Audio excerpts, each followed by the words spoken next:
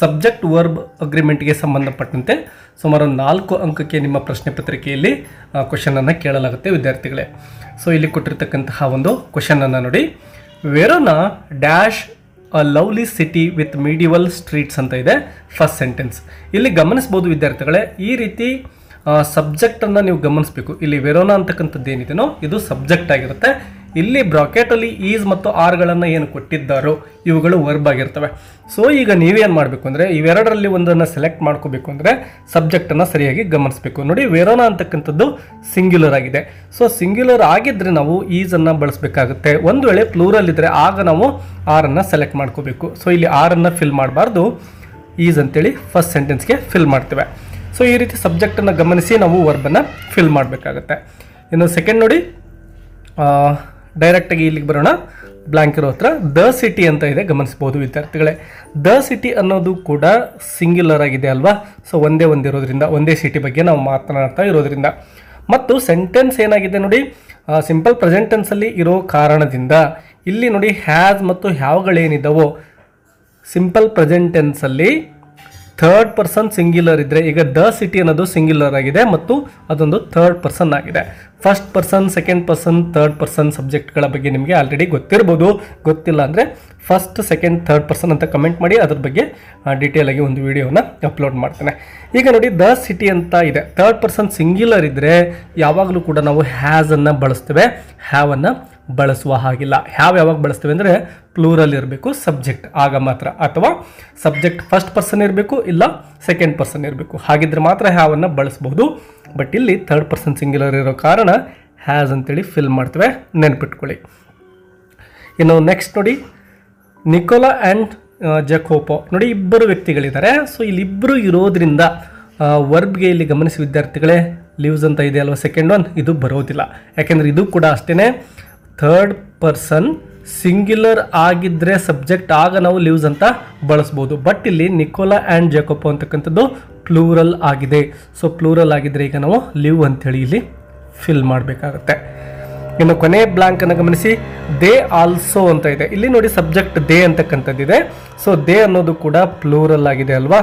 Plural ಇದ್ದರೆ ನಾವು ಹ್ಯಾಸನ್ನು ಬಳಸುವ ಹಾಗಿಲ್ಲ, ಸಿಂಗ್ಯುಲರ್ ಇರಬೇಕು, ಥರ್ಡ್ ಪರ್ಸನ್ ಆಗಿರಬೇಕು, ಆಗ ಮಾತ್ರ ನಾವು ಹ್ಯಾಸನ್ನು ಬಳಸ್ಬೋದಾಗಿತ್ತು. ಸೊ ಇಲ್ಲಿ ಕೂಡ ಹ್ಯಾವ್ ಅಂತೇಳಿ ಫಿಲ್ ಮಾಡ್ತೇವೆ. ಸೊ ಈ ರೀತಿ ನೀವೇನು ಮಾಡಬೇಕು, ಸಬ್ಜೆಕ್ಟನ್ನು ಸರಿಯಾಗಿ ಗಮನಿಸಿ ವರ್ಬನ್ನು ಫಿಲ್ ಮಾಡಬೇಕಾಗುತ್ತೆ. ಇಲ್ಲಿ ಒಂದು ಆಪ್ಷನನ್ನು ಕೂಡ ಕೊಡಲಾಗಿರುತ್ತೆ, ಗಮನಿಸಬಹುದು. ನನ್ ಆಫ್ ದ ಆನ್ಸರ್ಸ್ ಅಂತ ಇದೆ ನೋಡಿ, ಮೊದಲನೇ ಒಂದು ಸಬ್ಜೆಕ್ಟ್. ಇಲ್ಲಿ ನನ್ ಆಫ್ ದ ಆನ್ಸರ್ಸ್ ಅಂತಕ್ಕಂಥದ್ದು ಸಿಂಗ್ಯುಲರ್ ಆಗಿದೆ ವಿದ್ಯಾರ್ಥಿಗಳೇ. ಇಲ್ಲಿ ಆನ್ಸರ್ಸ್ ಅಂತ ಇರೋದನ್ನು ನೋಡಿಕೊಂಡು ನೀವು ಕನ್ಫ್ಯೂಸ್ ಆಗಿ ಪ್ಲೂರಲ್ ಅಂತ ಅನ್ಕೋಬಿಡಿ. ಇಲ್ಲಿ ನನ್ ಆಫ್ ಅಂತಕ್ಕಂತಹದ್ದನ್ನು ನೀವು ಸರಿಯಾಗಿ ಗಮನಿಸಬೇಕು. ಸೊ ಇದು ಸಿಂಗ್ಯುಲರ್ ಆಗಿದೆ. ಇಲ್ಲಿ ವರನ್ನು ಯೂಸ್ ಮಾಡೋಕ್ಕಾಗೋದಿಲ್ಲ, ಯಾಕಂದರೆ ಪ್ಲೂರಲ್ ಇದ್ದರೆ ಮಾತ್ರ ವರನ್ನು ಯೂಸ್ ಮಾಡ್ತೇವೆ, ವಾಸ್ ಅಂತೇಳಿ ತೆಗೆದುಕೊಳ್ತೇವೆ. ಸೊ ಈ ಒಂದು ಸೆಂಟೆನ್ಸ್ ಫಾಸ್ಟ್ ಟೆನ್ಸಲ್ಲಿದೆ. ಸೊ ದ ಕ್ವಶನ್ ನೆಕ್ಸ್ಟ್ ಗಮನಿಸಿ ವಿದ್ಯಾರ್ಥಿಗಳೇ. ಸೊ ದ ಕ್ವಶನ್ ಅಂತ ಇದೆ. ಕ್ವಶನ್ ಅನ್ನೋದು ಸಿಂಗ್ಯುಲರ್ ಆಗಿದೆ. ಇಲ್ಲಿ ಈಸ್ ಮತ್ತು ಆರ್ಗಳನ್ನು ಕೊಟ್ಟಿದ್ದಾರೆ. ಸೊ ಇಲ್ಲಿ ಆರ್ ಅನ್ನೋದು ಪ್ಲೂರಲ್ಗೆ ಮಾತ್ರ, ಕ್ವಶನ್ ಅನ್ನೋದು ಸಿಂಗ್ಯುಲರ್ ಆಗಿರೋ ಕಾರಣ ಈಸ್ ಅಂತೇಳಿ ಫಿಲ್ ಮಾಡ್ತೇವೆ. ಇನ್ನು ಥರ್ಡ್ ಬ್ಲಾಂಕ್ ನೋಡಿ, ದ ಪ್ರೊಫೆಸರ್ ಅಂತ ಇದೆ, ಅಂದರೆ ಸಿಂಗ್ಯುಲರ್ ಆಗಿದೆ. ಸೊ ಇಲ್ಲೂ ಕೂಡ ಸಿಂಗ್ಯುಲರ್ ಇರೋದ್ರಿಂದ ಈಸ್ ಅಂತೇಳಿ ತೆಗೆದುಕೊಳ್ತೇವೆ, ಆರ್ ಅನ್ನೋದನ್ನು ಬಿಡ್ತೇವೆ. ಇನ್ನು ಕೊನೆಯದು ನೋಡಿ, ದ ಸ್ಟೂಡೆಂಟ್ಸ್ ಅಂತ ಇದೆ, ಗಮನಿಸಿ ವಿದ್ಯಾರ್ಥಿಗಳೇ. ಸ್ಟೂಡೆಂಟ್ಸ್ ಅನ್ನೋದು ಪ್ಲೂರಲ್ ಅಂತೇಳಿ ನಮಗೆ ಗೊತ್ತಾಗುತ್ತೆ, ಯಾಕೆಂದರೆ ಇಬ್ಬರಿಗಿಂತ ಹೆಚ್ಚಿರೋದ್ರಿಂದ. ಸ್ಟೂಡೆಂಟ್ಸ್ ಪ್ಲೂರಲ್ ಆಗಿರುತ್ತೆ. ಸೊ ಈಸನ್ನು ತೆಗೆದುಕೊಳ್ಳೋ ಹಾಗಿಲ್ಲ, ಆರ್ ಅಂಥೇಳಿ ಇಲ್ಲಿ ಫಿಲ್ ಮಾಡಬೇಕಾಗುತ್ತೆ. ಸೊ ಈ ರೀತಿ ಸಬ್ಜೆಕ್ಟನ್ನು ಗಮನಿಸಿ ವರ್ಬನ್ನು ಫಿಲ್ ಮಾಡಿ. ಇನ್ನು rearrange the segments to form a meaningful sentence ಅಂತೇಳಿ ಒಂದು ಪ್ರಶ್ನೆಯನ್ನು ಕೇಳಿದ್ದಾರೆ, ಗಮನಿಸ್ಬೋದು. The stars in the sky twinkle ಅಂತೇಳಿ ಸೆಂಟೆನ್ಸನ್ನು ಫ್ರೇಮ್ ಮಾಡ್ಬೋದು. ದ ಸ್ಟಾರ್ಸ್ ಮೂರನೇಕ್ಕೆ ಟ್ವಿಂಕಲ್ ಬರಬೇಕು. The stars twinkle in the sky ಈ ರೀತಿ ಸೆಂಟೆನ್ಸನ್ನು ನಾವು ಫ್ರೇಮ್ ಮಾಡಬಹುದು. ಇನ್ನು ಬಿ ನೋಡಿ, ತುಂಬ ಸಿಂಪಲ್ ಆಗಿದೆ. ಸಬ್ಜೆಕ್ಟ್ ಮ್ಯಾಥಮೆಟಿಕ್ಸ್, ಟಫ್, ಈಸಿ ಅಂತ ಇದೆ. ಸೊ ಮ್ಯಾಥಮೆಟಿಕ್ಸ್ ಈಸ್ ಏನದು third one, tough fourth, subject ಕೊನೆಗೆ ಬರುತ್ತೆ. ಇನ್ನು ಎರರ್ಗೆ ಸಂಬಂಧಪಟ್ಟಂತೆ correct the following sentences and rewrite them ಅಂತ ಇದೆ. ಅಂದರೆ ಸೆಂಟೆನ್ಸ್ಗಳಲ್ಲಿ ಯಾವುದೋ ಮಿಸ್ಟೇಕ್ಸ್ ಇರ್ತವೆ ಅವುಗಳನ್ನು ಸರಿಪಡಿಸಿ ಬರೀಬೇಕಾಗುತ್ತೆ. Rahul didn't went to college. ಸರಿಯಾಗಿ ಗಮನಿಸಿ ವಿದ್ಯಾರ್ಥಿಗಳೇ, ಇಲ್ಲಿ ನೋಡಿ ಡಿಡೆಂಟ್ ಅಂತ ಇದೆ ಮತ್ತು ವೆಂಟ್ ಅಂತ ಇದೆ. ಇಲ್ಲಿ ಡಿಡ್ ಅನ್ನೋದು ಆಲ್ರೆಡಿ ಹೆಲ್ಪಿಂಗ್ ವರ್ಬನ್ನು ಪಾಸ್ಟ್ ಟೆನ್ಸಲ್ಲಿ ತೆಗೆದುಕೊಂಡಿದ್ದೇವೆ ಡಿಡ್ ಅಂತೇಳಿ. ಸೊ ಈಗ ನಾವು ಮೇನ್ ವರ್ಬ್ ಏನಿರುತ್ತೋ ಅದನ್ನು ಮೇನ್ ವರ್ಬ್ ಯಾವುದು ಅಂದರೆ ವೆಂಟ್ ಅಂತಕ್ಕಂಥದ್ದು, ಇದನ್ನು ನಾವು V1ನಲ್ಲಿ ಬರೀಬೇಕಾಗುತ್ತೆ. ಇಲ್ಲಿ ಪಾಸ್ಟ್ ಟೆನ್ಸಲ್ಲಿದೆ, ಡಿಡ್ ಅನ್ನೋದನ್ನು ತೆಗೆದುಕೊಂಡಿರೋ ಕಾರಣ ನೆಕ್ಸ್ಟ್ ಬರ್ತಕ್ಕಂತಹ ವರ್ಬ್ ಏನಿರುತ್ತೋ ಅದನ್ನು V1ನಲ್ಲಿ ಬರೀಬೇಕು. ಸೊ ಇಲ್ಲಿ ವೆಂಟ್ ಇರೋದನ್ನು ನೀವೇನು ಮಾಡಬೇಕು ಅಂದರೆ ಗೋ ಅಂತೇಳಿ ಬರಿಬೇಕಾಗುತ್ತೆ. ಗೋ ಅಂತ ಬರೆದ್ರೆ ನಿಮಗೆ ನಿಮ್ಮ ಆನ್ಸರ್ ಸರಿಯಾಗುತ್ತೆ. ಇನ್ನು ನೆಕ್ಸ್ಟ್ ನೋಡಿ, it is A tallest building in the city ಅಂತ ಇದೆ. ಗಮನಿಸಿ ವಿದ್ಯಾರ್ಥಿಗಳೇ, ಇಲ್ಲಿರ್ತಕ್ಕಂತಹ ಅಡ್ಜೆಕ್ಟಿವ್ ಟಾಲೆಸ್ಟ್ ಅನ್ನೋದು ಏನಿದೆನೋ ಇದು ಸೂಪರ್ಲೇಟಿವ್ ಅಡ್ಜೆಕ್ಟಿವ್ ಆಗಿದೆ. ಸೂಪರ್ಲೇಟಿವ್ ಅಡ್ಜೆಕ್ಟಿವ್ ಬಂದರೆ ಯಾವಾಗಲೂ ಕೂಡ ನಾವು ಆರ್ಟಿಕಲ್ ಇಲ್ಲಿ ಗಮನಿಸಿ ಎ ಅಂತಕ್ಕಂಥದ್ದು ಇದೆ ಅಲ್ವಾ, ಎ ಅಂತಕ್ಕಂಥದ್ದನ್ನು ಬಳಸೋ ಹಾಗಿಲ್ಲ. ಸೂಪರ್ಲೇಟಿವ್ ಡಿಗ್ರಿ ಹಿಂದ್ಗಡೆ ನಾವು ಯಾವಾಗಲೂ ಕೂಡ ಡೆಫಿನಿಟ್ ಆರ್ಟಿಕಲ್ ದ ಅನ್ನು ಯೂಸ್ ಮಾಡ್ತೇವೆ. ಸೊ ನೀವೇನು ಮಾಡಬೇಕು, it is the tallest building in the city ಅಂತೇಳಿ ಸರಿಪಡಿಸಿ ಈ ಸೆಂಟೆನ್ಸನ್ನು ಬರೀಬೇಕಾಗುತ್ತೆ, ನೆನಪಿಟ್ಕೊಳ್ಳಿ. ಇನ್ನು third one, wear he is now ಅಂತ ಇದೆ. ಸೊ ಇಲ್ಲಿ ಕ್ವಶನನ್ನು ಗಮನಿಸಬೇಕು, ಇದು ಕ್ವಶನ್ ಆಗಿದೆ. ವೇರ್ ಹಿ ಈಸ್ ನೌ ಅಂತ ಇರೋದನ್ನು ವೇರ್ ಈಸ್ ಹಿ ನೌ ಅಂತೇಳಿ ಚೇಂಜ್ ಮಾಡಬೇಕು. Where is he now. ಇನ್ನು ಕೊನೆಯದು, the Indian team are going to Pakistan ಅಂತ ಇದೆ. ದ ಇಂಡಿಯನ್ ಟೀಮ್ ಅನ್ನೋದು ವಿದ್ಯಾರ್ಥಿಗಳೇ ಸಿಂಗ್ಯುಲರ್ ಆಗಿರುತ್ತೆ. ಆ ಟೀಮ್ ಒಳಗಡೆ ಎಷ್ಟೇ ಜನ ಸದಸ್ಯರಿದ್ದರೂ ಕೂಡ ಅದನ್ನು ನಾವು ಒಂದು ತಂಡವಾಗಿ ನೋಡ್ತೇವೆ. ಸೊ ಇಲ್ಲಿ ವರ್ಬ್ ನೋಡಿ, ಸಬ್ಜೆಕ್ಟ್ ವರ್ಬ್ಗೆ ಅಗ್ರಿಮೆಂಟ್ಗೆ ಸಂಬಂಧಪಟ್ಟಂತಹ ಪ್ರಶ್ನೆ. ಇಲ್ಲಿ ಆರ್ ಇದೆ, ಸಬ್ಜೆಕ್ಟ್ ಸಿಂಗ್ಯುಲರ್ ಇದೆ, ಸೊ ಇಲ್ಲಿ ಮಿಸ್ಟೇಕ್ ಇದೆ. ಈ ಆರ್ ಅನ್ನು ನಾವು ಈಸ್ ಅಂಥೇಳಿ ಚೇಂಜ್ ಮಾಡಬೇಕು. The Indian team is going to Pakistan ಅಂತೇಳಿ ಬರೀಬೇಕಾಗುತ್ತೆ ಆನ್ಸರನ್ನು. ಇನ್ನು ಇಲ್ಲೂ ಕೂಡ ಒಂದು ಚಾಯ್ಸನ್ನು ಗಮನಿಸಬಹುದು. ರೀರೈಟ್ ಆ್ಯಸ್ ಡೈರೆಕ್ಟ್ ಅಂತ ಕೇಳಿದ್ದಾರೆ. ದೇ ಸ್ಪೋಕ್ ಇಂಗ್ಲಿಷ್ ಫ್ಲೂಯೆಂಟ್ಲಿ ಅಂತ ಇದೆ. ಸೊ ಇಲ್ಲಿ ಏನು ಮಾಡಬೇಕು ಅಂದರೆ change into a question beginning with the right form of do ಅಂತ ಕೇಳಿದ್ದಾರೆ. ಸೊ ಡೂ ಫಾರ್ಮಿಂದ ಇಲ್ಲಿ ಒಂದು ಕ್ವಶನನ್ನು ಫ್ರೇಮ್ ಮಾಡಬೇಕಾಗುತ್ತೆ. ವರ್ಬನ್ನು ಗಮನಿಸಿ, ಸ್ಪೋಕ್ ಅಂತ ಇದೆ. ಸೊ ಸ್ಪೋಕ್ ಅನ್ನೋದು ಪಾಸ್ಟ್ ಟೆನ್ಸಲ್ಲಿದೆ. ಪಾಸ್ಟ್ ಟೆನ್ಸಲ್ಲಿ ಇದ್ರೆ ನಾವೇನು ಮಾಡಬೇಕು, ಡಿಡ್ ಅನ್ನು ತೆಗೆದುಕೊಳ್ಬೇಕು. ಮೊದಲನೇದಾಗಿ ಡೂ ಫಾರ್ಮ್ ಆಫ್ ವರ್ಬ್ಸ್ ಅಂದರೆ ಡೂ, ಡಸ್, ಡಿಡ್, ಇವು ಮೂರನ್ನು ನಾವೇನಂತೇವೆ ಡೂ ಫಾರ್ಮ್ ಆಫ್ ವರ್ಬ್ಸ್ ಅಂತೀವಿ. ಇಲ್ಲಿ ವರ್ಬ್ ಪಾಸ್ಟ್ ಟೆನ್ಸಲ್ಲಿ ಇರೋದ್ರಿಂದ ಡಿಡ್ಡನ್ನು ತೆಗೆದುಕೊಳ್ಬೇಕಾಗುತ್ತೆ ಕ್ವಶನನ್ನು ಫ್ರೇಮ್ ಮಾಡಲಿಕ್ಕೆ. ಇನ್ನು ನೆಕ್ಸ್ಟ್ ಸಬ್ಜೆಕ್ಟನ್ನು ತೆಗೆದುಕೊಳ್ಬೇಕು, ಡಿಡ್, ದೇ. ನೋಡಿ, ಇನ್ನೊಂದು ವಿಷಯವನ್ನು ನೀವು ಸರಿಯಾಗಿ ನೆನ್ಪಿಟ್ಕೋಬೇಕು. ಇಲ್ಲಿ ಸ್ಪೋಕ್ ಅನ್ನೋದು ವರ್ಬ್ ಏನಿತ್ತೋ ಇಲ್ಲಿ ಆಲ್ರೆಡಿ ನಾವು ಡಿಡ್ಡನ್ನು ತೆಗೆದುಕೊಂಡಿದ್ದೇವೆ ಕ್ವಶನನ್ನು ಫ್ರೇಮ್ ಮಾಡಲಿಕ್ಕೆ. ಸೊ ಸ್ಪೋಕನ್ನು ನಾವು V1 ಫಾರ್ಮಲ್ಲಿ ಬರೀಬೇಕಾಗುತ್ತೆ. ಸೊ ಇಲ್ಲಿ ಸ್ಪೀಕ್ ಅಂತೇಳಿ ಮಾತ್ರ ಬರ್ಕೋಬೇಕು. Did they speak English fluently ಇರೋದನ್ನು ಆ್ಯಸ್ ಇಟ್ ಈಸ್ ಹಾಗೆಯೇ ಬರೀತೇವೆ. ಇಂಗ್ಲೀಷ್ ಫ್ಲೂಯೆಂಟ್ಲಿ ಅಂತ ಬರೆದು ಕೊನೆಗೆ ಕ್ವಶನ್ ಮಾರ್ಕನ್ನು ಹಾಕಬೇಕು.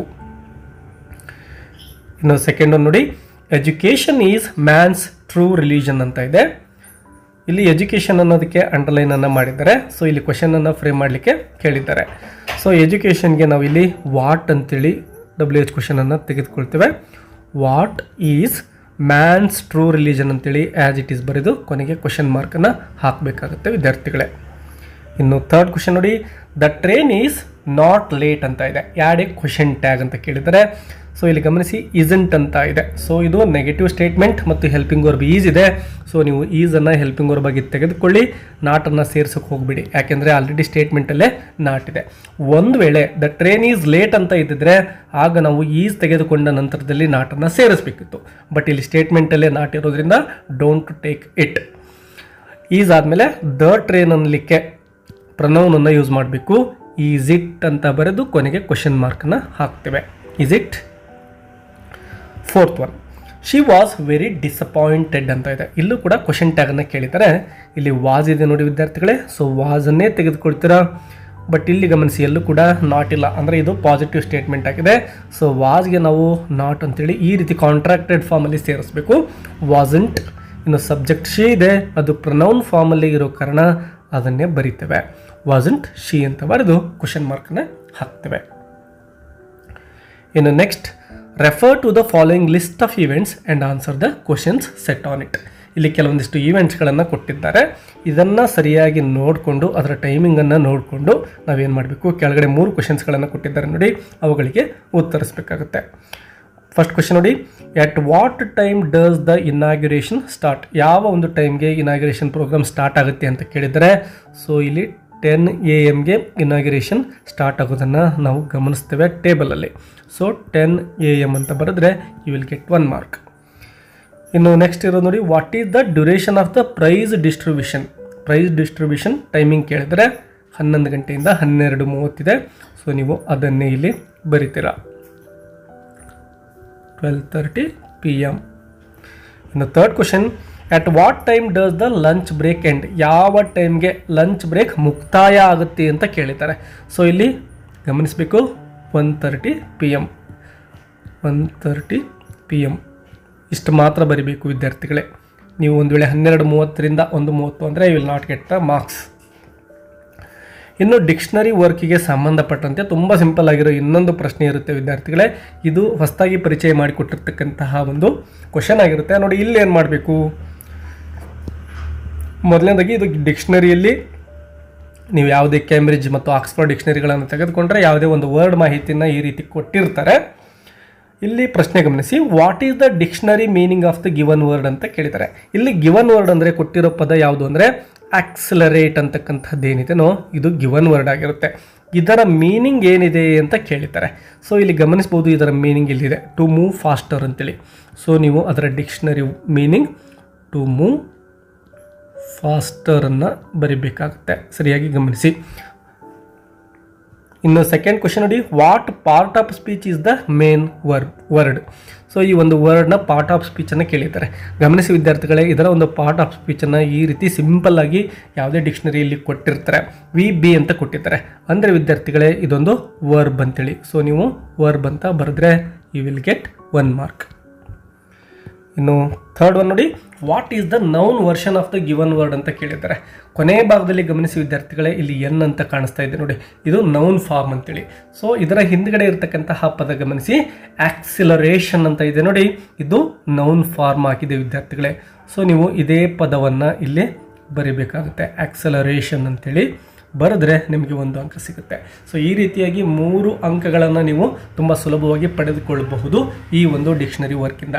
ಸೊ ಈ ಎಲ್ಲ ಕ್ವಶನ್ಸ್ಗಳನ್ನು ಕಲಿತ್ಕೊಂಡ್ರೆ ನಿಮಗೆ ಸುಮಾರು 12 ಅಂಕಗಳು ಸಿಗ್ತವೆ ವಿದ್ಯಾರ್ಥಿಗಳೇ. ವಿಡಿಯೋ ಹೆಲ್ಪ್ಫುಲ್ ಅನಿಸಿದರೆ hit the like button and also subscribe the channel because you will get more easy lessons.